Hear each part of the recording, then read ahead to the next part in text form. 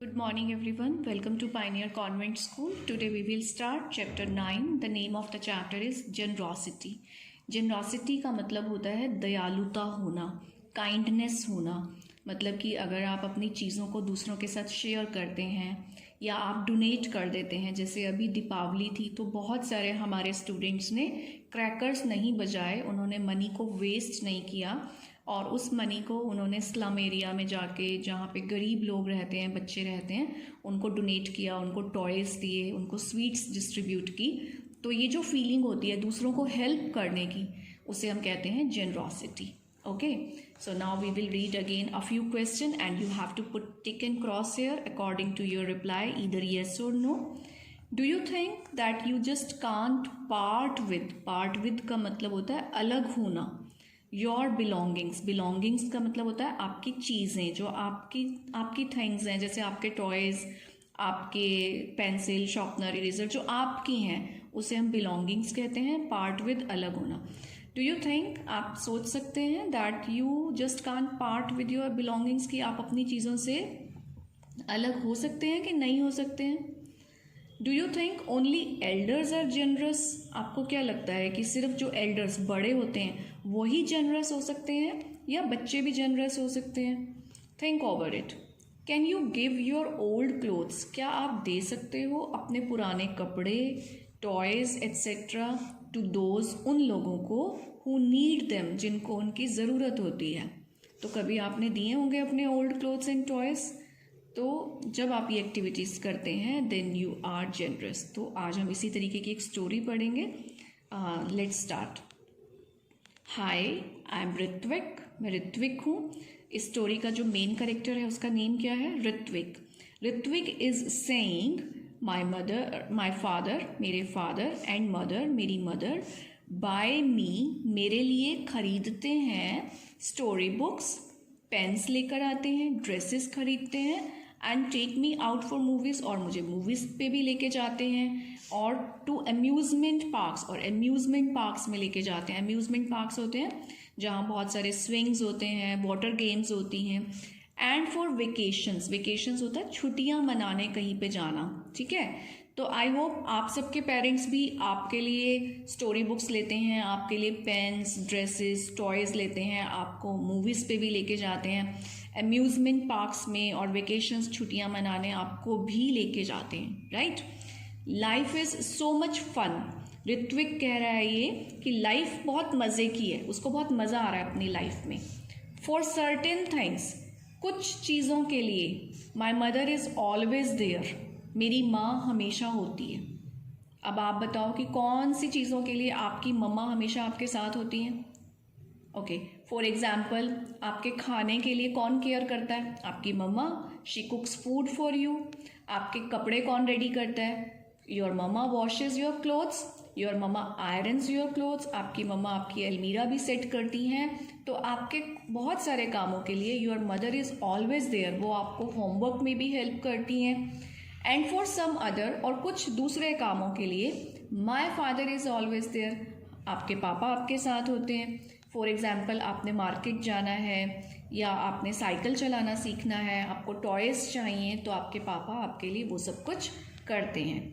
Then I also have friends. सबसे पहले आप मुझे ये बताएंगे, whom does here I refer to?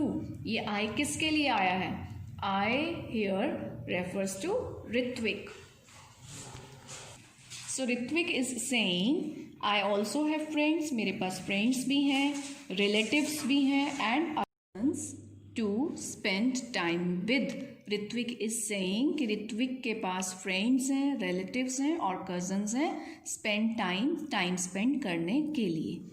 One day, एक दिन, आवर स्कूल, हमारे स्कूल ने अनाउंस किया अ विजिट, कि एक विजिट होगी, मीन्स हम जाएंगे टू एन ऑर्फनेज, एक ऑर्फनेज में।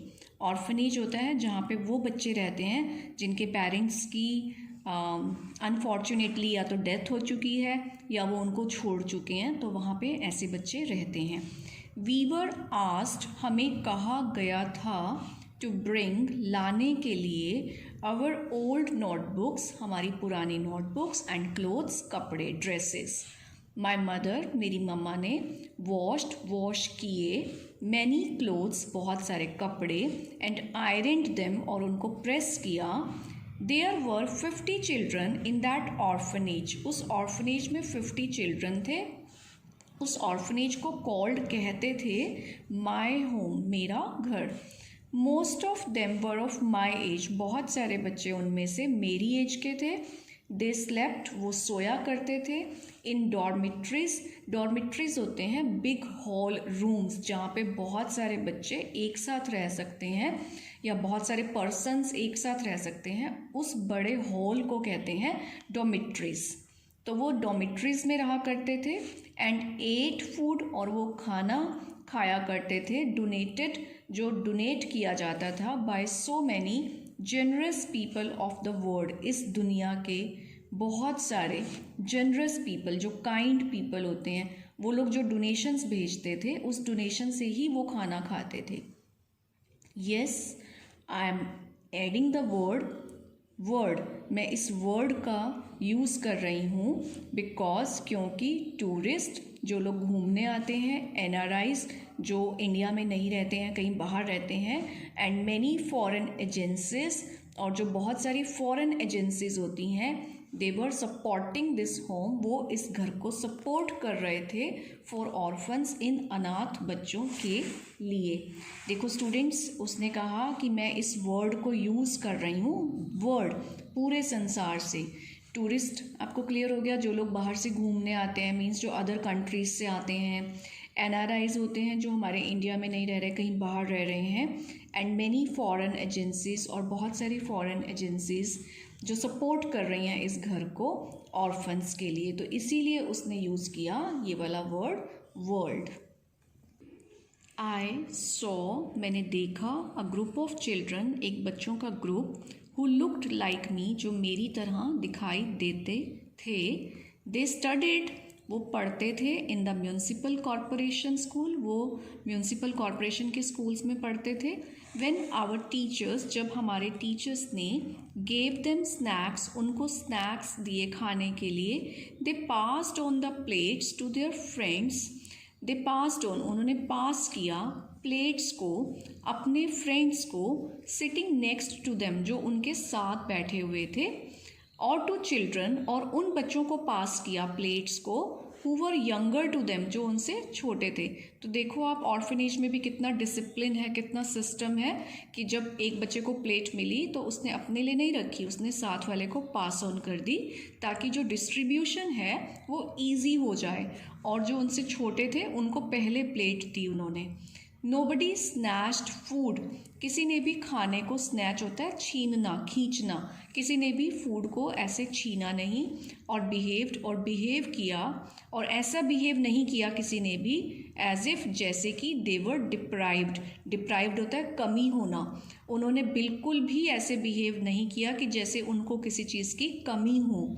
दे वर हैप्पी, वो बहुत खुश थे। विद द ओल्ड क्लोथ्स, पुराने कपड़ों से। यूज्ड बुक्स एंड नोटबुक्स, पुरानी बुक्स और नोटबुक्स को लेकर, स्टेशनरी आइटम्स को लेकर वो बहुत खुश थे। आई कुड सी, मैं देख सका, अ लॉट ऑफ बॉन्डिंग, कि उनका बहुत अटैचमेंट है, एंड लव, और प्यार है, एज दे शेयर्ड, क्योंकि वो शेयर कर रहे थे, everything, her cheese, with one another, एक दूसरे के साथ, कि उन बच्चों का आपस में बहुत बॉन्डिंग था, बहुत प्यार था। On my way back to school, जब हम स्कूल वापस जा रहे थे, आई रियलाइज्ड, मैंने रियलाइज़ किया, मैंने महसूस किया, दैट दे वर, कि वो लोग, दे वर लीडिंग अ लाइफ, वो एक लाइफ जी रहे थे, विदाउट पेरेंट्स, बिना पेरेंट्स के। विच मेंट, जिसका मतलब था, नो बर्थडे पार्टी, की कोई बर्थडे पार्टी नहीं होती। नो पैम्परिंग, उनको कोई लाड़ प्यार नहीं करता। नो चॉकलेट्स, उनके लिए कोई चॉकलेट्स नहीं लाता। And no hugs and kisses, उनको कोई हग नहीं करता, कोई किस नहीं करता, फ्रॉम लव्ड वंस, अपने जो प्यार करने वाले होते हैं। जैसे आपके पेरेंट्स हैं, वो आपको हग करते हैं, आपको किसेस करते हैं, आपको पैम्पर करते हैं, आपको बहुत लाड़ प्यार से रखते हैं, चॉकलेट्स लाते हैं, आपके लिए बर्थडेज पार्टीज अरेंज करते हैं, बट उन बच्चों के लिए ऐसा कुछ भी नहीं था। On returning home that day, उस दिन घर वापस आने पर, आई फाउंड, मैंने पाया, my mother was dressed up, मम्मा रेडी हुए थे, टू बाय, खरीदने के लिए, return gifts, and order for cakes, और केक ऑर्डर करने के लिए, and other goodies for my birthday party, मेरे बर्थडे पार्टी के लिए। गुडीज़ होती हैं सामान, जो सामान लेने के लिए, केक के लिए, और जो बच्चे आपके बर्थडे पे आते हैं उन्हें आप कुछ रिटर्न गिफ्ट्स भी देते हैं। तो मम्मा रेडी हुई थी कि मार्केट जाएंगे और ये सब चीज़ें लेकर आएंगे। शी आस्क्ड मी, उन्होंने मुझसे पूछा, Ritvik, how many children would you invite this year, इस साल, हाउ मेनी चिल्ड्रन, कितने बच्चे, वुड यू इन्वाइट, आप इन्वाइट करोगे। आई लुक्ड एट हर, मैंने उनकी तरफ देखा, एंड सेड, कहा, मम्मी, दिस टाइम, इस बार, I want to go to some of my friends to celebrate, कि दिस टाइम, इस बार, आई वॉन्ट टू गो, मैं जाना चाहता हूँ, to some of my friends, कुछ फ्रेंड्स के पास, टू सेलिब्रेट करने के लिए, कि इस साल मैं बच्चों को अपने घर नहीं बुलाऊंगा, मैं उनके पास जाऊंगा। Now see, what do you mean, she asked, mama ने पूछा, व्हाट डू यू मीन, इसका क्या मतलब हुआ।